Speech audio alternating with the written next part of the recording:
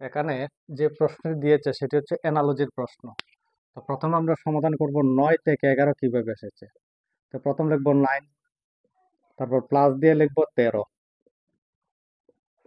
তো 9 এর সঙ্গে 13 যোগ করলে যোগফলটা হবে 22। 22কে এখন আমরা 2 দিয়ে ভাগ করব।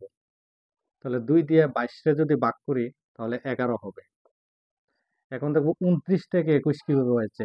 তো প্রথম লিখব 29 প্লাস 13।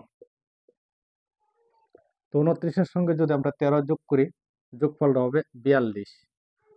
এই 42কে ভাগ করবো এখন 2 দিয়ে। তো 2 দিয়ে 42কে ভাগ করলে হবে 21। এখন এই 37 প্লাস 13। তাহলে 37-এর সঙ্গে 13 যোগ করলে যোগফলটা হবে 50। এই 50কে এখন ভাগ করব 2 দিয়ে। তাহলে 2 দিয়ে যদি 50টা ভাগ করি ভাগফলটা হবে 25। তাহলে এই প্রশ্নবোধকের জায়গায় আনসারটা হবে 25। তো অপশন 4টা হবে কারেক্ট আনসার।